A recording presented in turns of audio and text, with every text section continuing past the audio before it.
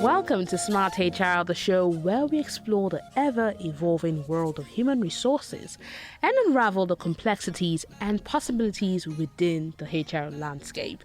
I am your host, Chukwu Nonso Modi, and today we'll dive deep into the topic of employee well-being, specifically talking about prioritizing mental health in the workplace. I mean, in today's fast-paced and demanding world, it's more important for organizations to prioritize the well-being of their employees. In fact, it's not just important, it is essential because a happy and healthy workforce is the backbone of any successful organization.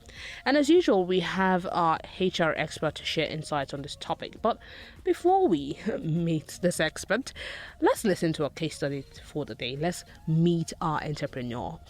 Hello, Elizabeth. It's a pleasure to have you on the show. Hi, Nonso. Thank you so much for having me here today. All right. Thank you, too, for joining us. Please introduce yourself. Talk to us about your brand. Okay. My name is Elizabeth Oladepo. I am the founder of 07 Foods. 07 Foods, we're a health company that is trying to solve the issue of food poisoning and also post-harvest loss. So we partner with smallholder farmers in local communities to bring healthy food products to, our urban markets.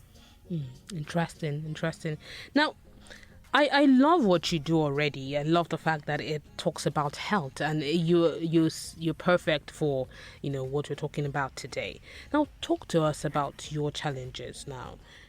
Mental health is something that has become really prominent in the world today. In fact, you see how people talk about it. There's tips everywhere you look, stories about people talking about mental health and all of that. Now we're bringing it to the workplace. What issues have you or your organization been facing?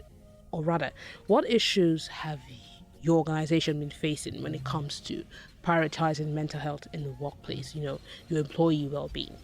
Oh, well, that's a big one. For my organization right now, there's a lot of stress. There's a lot of stress on trying to meet with our targets. And here's why. There are so many reasons and so many stress causes. But for us, most of our customers right now, I tell you, over 60% of them have quote and unquote jackpot. We have done so much work. We've done so much hard work from 2019, built a loyal fan base or a loyal family member, community, like I'll call them. We have done like the real grand work, gone to the streets, done advertising and all of that. And then all of a sudden, there's this surge of immigration. Everybody's in the UK, everybody's is in Canada, everybody's going to the US. And this is really hitting us, our bottom line. We have so many things going on. Products are expensive. There's marketing stability. Here, everything is just off the roof, if you allow me to use that word. And at a point, it gets to me a lot because we have salaries to pay, we have suppliers demand to meet up with, there's little cash flow, there's FX issues. It's just crazy, everything happening at the same time, and at the same time, trying to manage a family, it's a whole lot of stress for not just me, but also my team members who are also trying to meet up with their target and see how they can even get commissions on this. It's a lot, not so if you'd ask me, honestly. I mean, I do understand that because this job thing has really, just the other day I was talking to a friend of how almost most of my friends, we were talking, I'm like, oh, I'm in Canada now. Oh, I'm in the UK. I'm like, everybody's just leaving. Like, if everybody's going, who is left here? What happens to the others left here? Do you get me? Now, I want you to be specific now. I like that you also spoke about yourself because it's not just the employee. You yourself, you're wearing the shoes, so you know where it's pinching you. It's your business. You founded this, and it's a great one, and it's terrifying when things like this happen. I can just imagine how you're trying to piece everything together. But now with your employees now, any issue of late, anything that has really struck a chord and you've told yourself, man, really need to look at mental health. How do I really need to talk about how this is really affecting them? their output at work? Yes. So recently, it's just been employees are having to leave the organization within 3 months, sometimes within 1 month, right? Some people don't want to work because now everybody uses the word mental health, loosely, if I am allowed to say. Some people just need to rest. Some people really need help. And some people need to understand how to balance themselves. But recently, for us, we've seen loads of, oh, I can't come to work today. I'm down. Literally using the word I'm stressed out, even when there's little work sometimes to do. So it's there's been a lot of excuses, and then when the real thing happens, they're unable to manage the whole bulk of work that they have to do. Okay, yeah. Most of them, they don't stay 3 months, 6 months. It's just like that. And they leave, and then you're left to pick up the pieces. Yes. I understand that. I'm left to, yes, and then having to train someone over again, even though we have SOPs for them that they would study and see how the work happens. It still takes a lot to train them. It's not easy as having someone full time on ground that would really want to stay for, say, 2, 3, 4, 5 years. Everybody just wants short term and they just move on. Nobody's willing to, this age, nobody's willing to settle or say, okay, there's an hierarchy of, in the organizational chart, or you move from this position to this position, you grow. Most people don't want to do that, especially with startups like us. Yes, I do understand that. I mean, this is a really interesting one, and it does cut across that. You've also talked about people even using mental health as an excuse, which is another aspect too that we might have to look at. But like I said, we have our HR expert who is going to, answer your questions, give you tips on what you can do better. And we will get to hear from that HR expert after the break. Please don't go anywhere.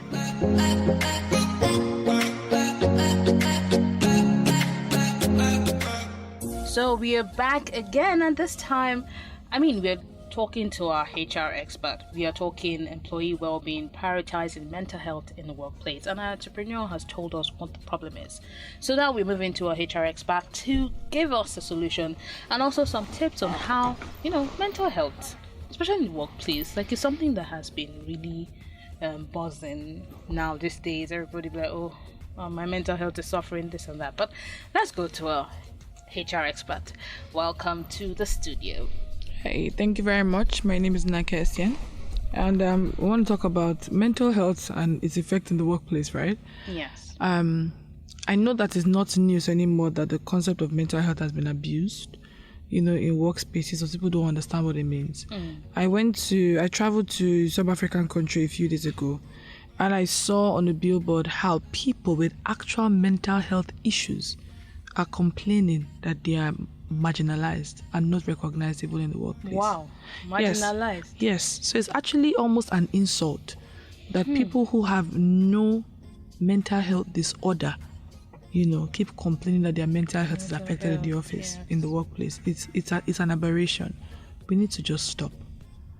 Because if you're able to cope socially somewhere else, then you don't have an issue with your mental health. If you're able to cope psychologically, then you don't have an issue with your mental health. You might be stressed, and the resulting effect is that it gives you some level of maybe depression or some level of fatigue. But we cannot blanket that under mental health issues. Call it what it is. One of our biggest issues in this country, again, stems on the fact that we just define things without understanding the etymology of those words and what it truly means. I'm not taking out of the fact that people are stressed. There are a lot of factors that would affect your stress levels, including the economy, including your commute to work, including your colleagues or the type of work environment. That's a different case entirely. In this case, I would say that as an organization, right, the concept of building an organization begins from the foundation.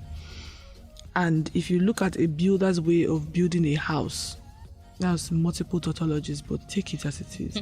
If you look at a builder's way of building a house, they would take a picture from the architect and look at what the entire plan looks like. And they would decide the sort of foundation to build the house with, the sort of pillars that would hold the house. and every other thing. The way that a lot of business owners run the business is that they build it from the roof to the foundation. And it doesn't work that way. Again, my goal is not to insult your pedigree. My goal is to help us correct the anomalies that make us not to run long-term sustainable businesses. There are a lot of institutions where we have people who have relocated to other places, and you would ask yourself why. It's not mental health. It's mainly sometimes because the organization is not giving back as much as the staff may be giving back. And I say may because that may not be the situation, because organizations say, oh, we've done everything, but most times we do everything outside of those that we are doing it for. And when you do things outside those that you are doing it for, I don't think you expect that they remain loyal to that environment. So the truth of the matter is that many times we find that I don't feel I'm receiving as much as I am giving to the organization. So if I look at my opportunity cost, it's easier for me to just find greener pastures elsewhere. Now, on the flip side, I don't have the mental stamina, or I don't have the value system, or I don't have the charisma to stay in that organization, right? So I leave. But the honest truth is that if I don't work on my own self, regardless of where I go, those intrinsic characteristics will still follow me to those places. So it doesn't really change anything. But on the basis of what we are talking about now, it's important that when you're building your business, you use the builder's metaphor that I've just mentioned. What is the goal long term? Okay, so you want to reduce food poisoning, in the world. So you partner with low-cost farmers. Beautiful. If Nigeria becomes a fully mechanized country, fully mechanized with whatnot in our agricultural system, would your business model still be operational? Okay. Would it still be operational? Those are tough questions you need to ask yourself. So that helps you to get to the next level of where your business can possibly be, or where it should actually be. And when you've identified what it should be, the next question to ask yourself is, what structures are going to help me build this? So in terms of people, in terms of processes, policies, location, and all those other beautiful things that come. Now you need to also ask yourself, what characteristics of people would I need within my organization? Because we are very quick to take a recruitment brief and give it to a consultant, get me these people.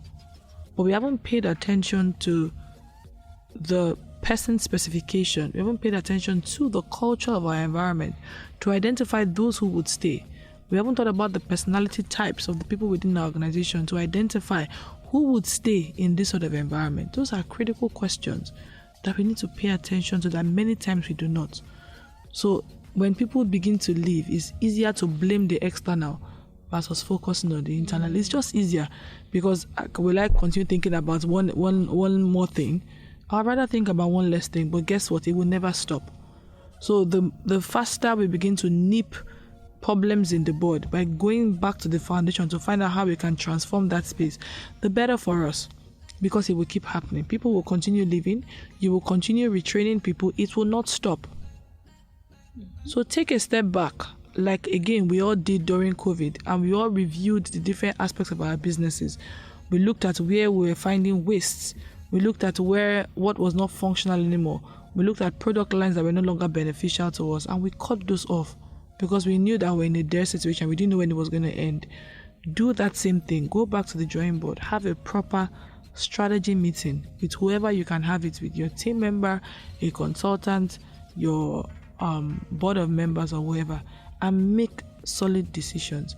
If you cannot get the people on the basis of how much you can pay for them, pay them in terms of salary to keep them, or compensation and benefits, then you can start structuring your business in a way that you can seek for funding, because what you're doing is noble. Do you see what I'm saying? So that is you expanding the scope and the boundaries of what your business can actually do. Because if you keep hiring this set of people who are either lazy in the capacity of their mind or don't understand what it is you are trying to achieve and just want a salary, you will keep recycling these people all over and over again. So I would love to give you a solution to say, oh, kumbaya, but I'm not such a person. I will help you go down to the foundations and the roots of what is causing your problems, and we can cut off those tares that are not giving us the results we want and focus on what will enhance our business. Do you see? So you're saying that it might not be an issue of mental health because it has absolutely nothing to do with mental health. Again, like I said, I'm not negating the fact that people will use every excuse under the face of time not to come back to your office. But if you sit down and have a conversation with them, you realize that it is your environment that needs help. It's not the mental health. Do you understand? So go back to the foundations of your business and really look at it critically. Where do we need to be in terms of our vision? And what are the foundations and pillars that will help us hold this vision in place? And then work from there up. With that, you can decide the sort of people that you need to hire. Do I need a business development person?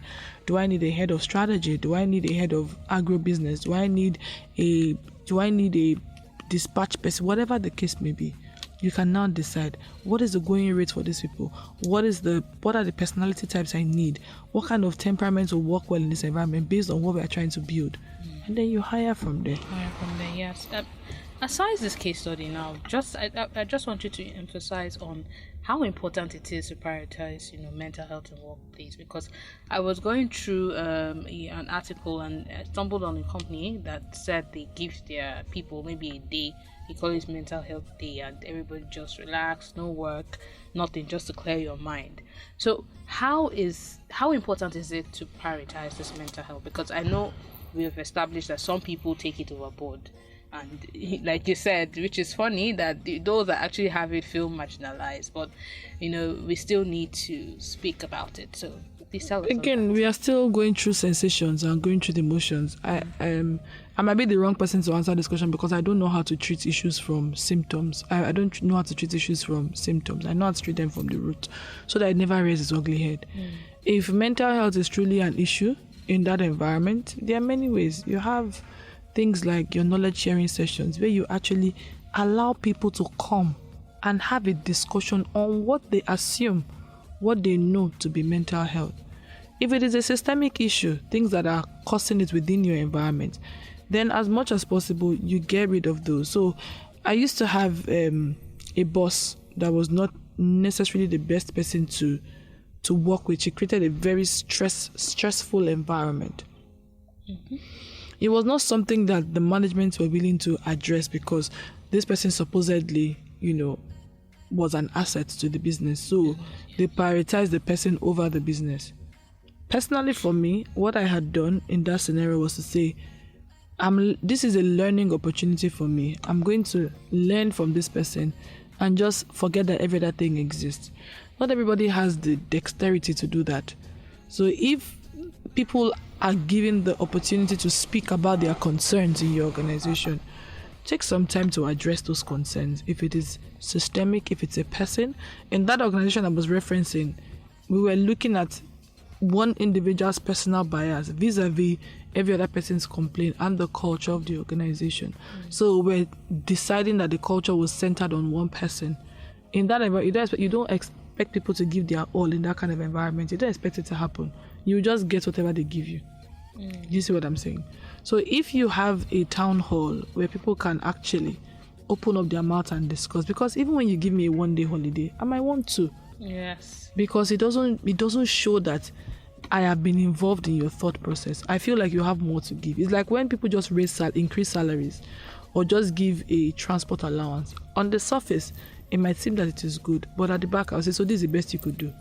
But if you had a discussion with us to say, you know what, we can't afford much right now, but we know that there's pain going on in the economy, and we decided to do a 20% from the little that we have. I will love you. Human beings want to feel connected. That's why Maslow's hierarchy is one of the most important tools that I don't think people know a lot about and don't leverage, because it just shows you how human beings need something and how they go out of their way to get it, and how you can focus on those things so you can, at the end of the day, get what you desire from them. So if you have town hall sessions, don't say, and again, the organizations that will say, it's an open floor policy, you can say all you want to say. When people say you don't take their ideas, you don't listen. If you have that reputation, then you will continue recycling all of those. So there are so many things to check. It's good to prioritize the state of mind of your team members. It's good to prioritize their comfort level within your organization. It's good to prioritize the things that make them more efficient and the things that help them deliver results. It is good to prioritize those things. Do you see what I'm saying? Yeah. But that you would call one day off for mental health. No, create a relaxed environment in your organization instead.